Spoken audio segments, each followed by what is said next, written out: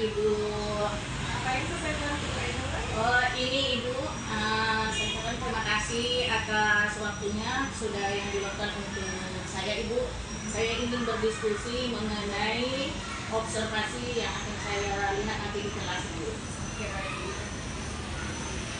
Hari ini saya akan mengamati pembelajaran mengenai tema apa itu Ibu? Alhamdulillah di minggu ini saya di tema 3 subtema 2. Oh iya, Ibu. Kalau boleh tahu Ibu, tujuan pembelajarannya kira-kira apa Ibu yang akan dicapai? Di subtema kedua ini tujuan pembelajaran yang ingin dicapai yaitu melalui metode PJBL peserta didik dapat menyebutkan pengaruh televisi bagi lingkungan. Kalau boleh tahu sedikit Ibu tentang area pengembangan yang hendak dicapai kira-kira apa Ibu? Jadi area pengembangan yang nantinya ingin saya capai, yang pertama ini meningkatkan hasil belajar ya tentunya ya. Kemudian merangsang keaktifan dan kolaborasi peserta didik, kemudian juga menciptakan pembelajaran yang bermakna namun tetap menyenangkan. Nah, oke Ibu. Ini Bu nih nanya lagi Bu. Kalau strategi yang ingin disiapkan kira-kira apa itu Bu? Yang pertama saya menggunakan metode pembelajaran PJBL, Ya, kemudian juga di dalamnya nanti juga diselingi dengan ceramah, diskusi kelompok, dan presentasi kelompok. Oke. Terima kasih Ibu ya atas informasinya yang berharga ini. Saya akan nanti mengadakan observasi di kelas Ibu. Udah tuh saya perhatikan persiapan Ibu untuk mengadakan observasi sudah baik Ibu. Sampai jumpa kita nanti di hari Kamis yang akan datang Ibu ya, untuk kita adakan observasi di kelas Ibu ya. Terima kasih Ibu ya atas waktunya Ibu. Assalamualaikum. Warahmatullahi wabarakatuh.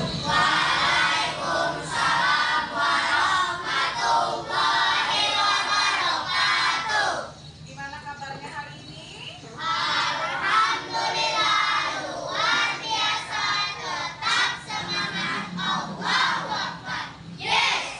Tetap semangat ya. Baik, hari ini ada yang tidak hadir? Semua ya? Hadir semua. Oke, baiklah. Nah, baik. Sebelum kita mulai pembelajaran kita nyanyikan bersama-sama dulu lagu Garuda Pancasila ya. Boleh berdiri semuanya?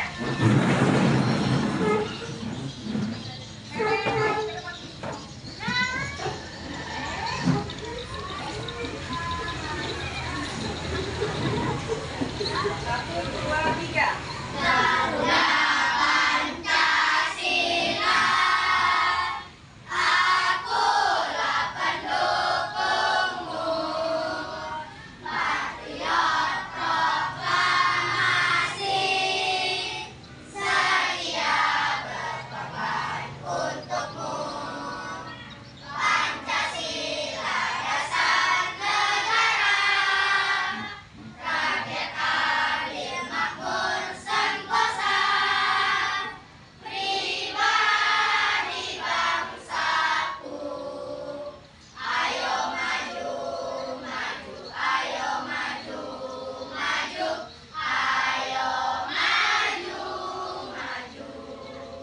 Oke, terima kasih Nain. Boleh bersemangat. Nah, jadi kenapa ada yang tahu kenapa Ibu kami minta kalian menyanyikan lagu Garuda Pancasila? Tanggal 2 Oktober. Kemarin tanggal 1 Oktober. Ada yang tahu hubungannya dengan Pancasila? Iya, betul sekali. Semalam adalah hari kesaktian Pancasila. Makanya hari ini Ibu minta kalian menyanyikan lagu Garuda Pancasila. Ya. Nah, sebelum kita mulai pembelajaran yang hari ini akan kita pelajari, Ibu mau nanya dulu nih pelajaran kita yang kemarin. Kemarin kita sudah nonton film G30 SPKI ya? Nah, apa itu PKI masih ingat? Apa?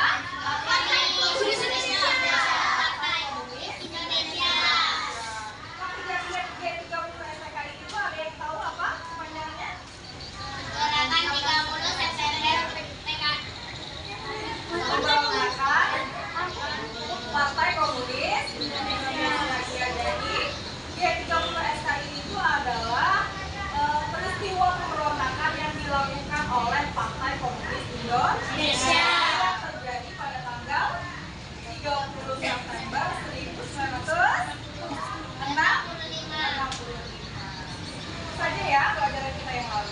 Nah, untuk pembelajaran kita yang hari ini, silakan dibuka halaman 64. Kegiatan awalnya. Sudah duduk semua di kelompoknya masing-masing ya. Tadi kita sudah membaca teks tentang kotak ajaib, tentang penemuan televisi ya. Sekarang tugas kalian adalah silakan kalian kerjakan secara berkelompok. Kalian buatkan pengaruh televisi terhadap kehidupan masyarakat di lingkunganmu. Pengaruh negatif dan pengaruh positifnya ya. Nah, silakan dibuat di kertas masing-masing. Nanti setelah ini, setelah selesai, Ibu minta masing-masing perwakilan kelompoknya untuk mempresentasikan hasil diskusinya ke depan. Oke? Nah, silakan diskusikan di kelompok masing-masing, ditulis di kertas apa saja pengaruh negatifnya, kemudian apa saja pengaruh positif dari televisi. Paham? Ada pertanyaan? Iya. Pengaruhnya sebanyak-banyaknya. Kalau pengaruh negatifnya ada 10, boleh ditulis semua. Kalau pengaruh positifnya ada 15, boleh. Sebanyak-banyaknya yang dapat kamu temukan ya. Nah, silakan dikerjakan. Baik, sudah selesai semua tugasnya ya. Nah, sekarang Ibu minta perwakilan masing-masing kelompok untuk mempresentasikan hasil diskusinya. Kita mulai dari kelompok 1 dulu. Ayo, perwakilannya maju ke depan.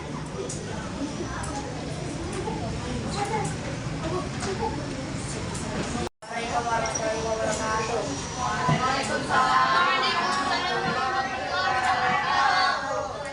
Saya dari kelompok 1 akan membacakan diskusi hasil pengaruh televisi terhadap kehidupan masyarakat di lingkunganku. Pengaruh positif: 1. Mudah memperoleh informasi.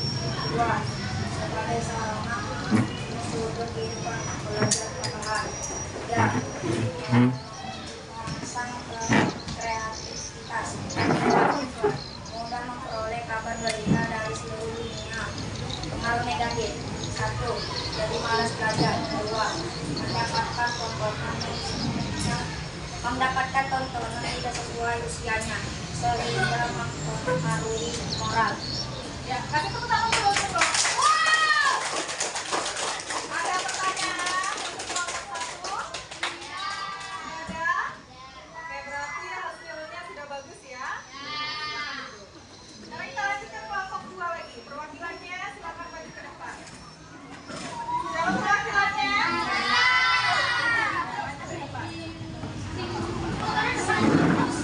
Assalamualaikum warahmatullahi wabarakatuh. Waalaikumsalam warahmatullahi wabarakatuh.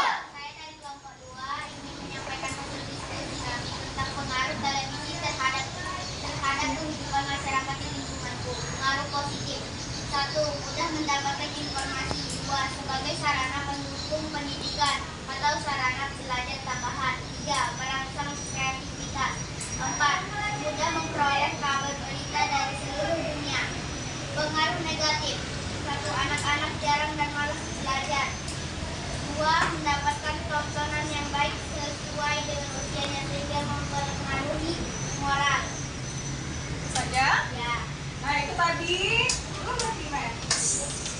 Itu tadi hasil diskusi dari kelompok 2 ya. Ada tanggapan dari kelompok yang lain? Nggak ada. Setuju dengan hasil diskusinya? Kalau gitu kita kasih aplaus dulu untuk kelompok 2. Oke, tadi kita sudah dari awal, kita tadi sudah membaca tentang kotak ajaib, kemudian juga sudah berdiskusi ya. Berdiskusi tentang pengaruh negatif dan pengaruh positif dari televisi. Nah, dari kegiatan pertama tadi sampai yang terakhir ini, kira-kira kegiatan mana yang paling kalian sukai? Diskusi? Ya. Oke. Kalian paling suka diskusi ya? Ibu lihat tadi juga diskusinya sudah kompak, semuanya sudah terlibat sangat aktif.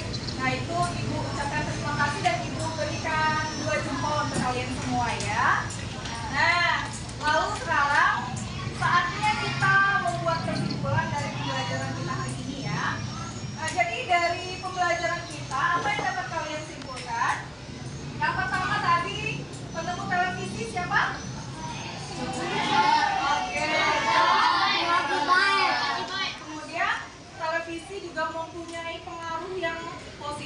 juga mempunyai pengaruh yang negatif. Pengaruh positifnya apa saja tadi? Apa saja tadi pengaruh positifnya? Iya, betul sekali. Mudah mendapatkan informasi, mudah mendapatkan berita dari seluruh dunia. Kita bisa lihat berita dari mana aja. Berita di Palestina kita bisa lihat, berita di Singapura kita bisa lihat, berita di Jawa Barat kita juga bisa tahu dari televisi. Kemudian apa lagi pengaruh positifnya tadi? Pengetahuan dari luar sekolah. Iya, sebagai sarana tambahan belajar ya, belajar tambahan ya. Kita juga bisa belajar melalui televisi. Kemudian tadi itu positifnya. Ada juga negatifnya. Nah, negatifnya apa saja tadi? Iya, karena kebanyakan nonton TV jadi malas belajar. Terus apa lagi? Mendapatkan tontonan yang tidak sesuai dengan Iya, nah itu dia yang paling bahaya. Mendapatkan tontonan yang tidak sesuai dengan usia kalian. Kemudian yang ketiga apa? Ada lagi? Otak spektor. Ya itu tadi pengaruh positif dan negatifnya. Ibu rasa itu saja ya kesimpulan untuk pembelajaran kita hari ini. Nah untuk pembelajaran kita besok, nanti silakan kalian kerjakan latihan yang di halaman 65 untuk PR di rumah ya. Itu saja pembelajaran kita. Tolong tugasnya jangan lupa dikerjakan di rumah. Karena waktu kita sudah habis, jadi Ibu akhiri dengan Assalamualaikum warahmatullahi wabarakatuh. Waalaikumsalam warahmatullahi wabarakatuh. Assalamualaikum Ibu. Terima kasih Ibu Bang Yeti atas kesempatan untuk mengamati pembelajaran Ibu pada hari ini. Bagaimana perasaan Ibu setelah observasi berlangsung ini? Setelah diobservasi rasanya lega ya Bu ya. Iya. Nah, kalau boleh diceritakan kembali Ibu, area pengembangan pembelajaran dan tahapan-tahapan atau strategi apa yang sudah dilakukan selama observasi berlangsung Ibu? Ya. Jadi area pengembangan yang ingin saya capai tadi ketika diobservasi adalah yang pertama meningkatkan hasil belajar peserta didik tentunya. Iya, Ibu. Kemudian merangsang keaktifan dan kolaborasi peserta didik, kemudian menciptakan pembelajaran yang menyenangkan dan bermakna. Iya. Apakah tahapan-tahapan Ibu lakukan itu menurut Ibu sudah berhasil, Bu? Sebagian ada yang sudah berhasil, yang berjalan sesuai ekspektasi ya Bu ya. Iya. Tapi sebagian ada juga yang masih belum menghasilkan hasil yang memuaskan. Iya. Menurut Ibu kendala-kendala apa yang dihadapi pada saat proses pembelajaran di kelas, Bu? Kalau kendala yang berarti tidak ada ya, cuman mungkin di bagian keaktifan siswa aja ketika diskusi. Nah ini ada siswa yang sebagian yang kurang aktif dalam berdiskusi. Mungkin itu aja kendalanya. Oke, Bu. Secara umum saya banyak melihat hal positif dalam pembelajaran hari ini, Bu, dengan penggunaan metode diskusi siswa. Terlihat siswanya antusias dan aktif berpartisipasi, Ibu. Selain itu seperti Ibu sebutkan tadi, dari pengamatan saya memang ada beberapa siswa tadi, Bu, ya belum bisa menyampaikan pendapatnya di saat diskusi, belum punya keberanian gitu Ibu ya. Tapi mungkin hal ini bisa kita bicarakan pada saat yang akan datang, Ibu ya. Terima kasih Ibu Bahriyati atas waktunya, Ibu. Sekarang saya berikan kesempatan kepada Ibu Pepe untuk memberikan kembali terhadap observasi maupun pasca observasi, ya. Baik Bu Ainun, terima kasih kesempatannya. Bu Bahriyati, rekan sejawat Bu Ainun ya. Ini kelas berapa Bu? Kelas 6. Kelas 6. Sebelumnya mungkin atas nama CGP Bu Ainun, saya minta maaf sudah mengganggu aktivitas Bu Bahriyati ini dan sudah mau diobservasi itu sungguh luar biasa ya Bu ya. Bu Ainun juga sudah mengirimkan hasil video saat kegiatan observasi. Situ saya lihat sungguh luar biasa kegiatan pembelajaran yang Bu yang lakukan di kelas. Itu menggunakan berbagai metode pembelajaran. Saya lihat ceramah, diskusi, tanya jawab. Kemudian Ibu juga melakukan pengelompokan. Ada 3 kelompok ya Bu ya? Iya, 3 kelompok di situ ya. Tidak banyak hal yang perlu dilakukan karena untuk sejatinya pembelajaran kita di kelas itu kita berusaha untuk menciptakan bagaimana pembelajaran itu menyenangkan bagi anak. Di situ memang terlihat menurut pengamatan kita ada beberapa siswa yang jadi mungkin malu untuk mengungkapkan pendapatnya ya Bu Ainun. Kemudian dia merasa gimana kawannya hebat dia tidak, jadi itu kesannya kurang percaya diri, takut salah terhadap menyampaikan pendapatnya. Sedikit masukan bukan saran lah, ini dalam pengelompokan itu bisa kita lakukan pengelompokan berdasarkan minat dan gaya belajar siswa. Misalnya dilakukan pengelompokan, tidak lagi kita lakukan pengelompokan ada anak yang di bawah, ada anak yang sedang, ada anak yang pandai. Tapi kita lakukan pengelompokan, misalnya ini anak yang suka audio nih, suka mendengarkan, suka ceramah, ini anak yang suka secara langsung, ini anak suka secara visual, seperti itu. Kemudian juga dalam kelas itu lakukan kayak model KSS. Sebenarnya saya lihat kedua pembelajaran Bu Maria itu sudah melakukan kompetensi sosial emosional. Cuman mungkin kita tidak menuangkannya dalam kertas ya, karena saya lihat itu Bu Haiti menanyakan kabar, nanyakan kondisi anak itu udah mantap, itu sudah dilakukan. Cuman itu kategori KSE-nya ini mungkin kita lakukan bersama, dia bagaimana mungkin yang aktivitas seperti itu. Kalau untuk pembelajarannya sudah luar biasa, bukan hanya satu metode yang digunakan.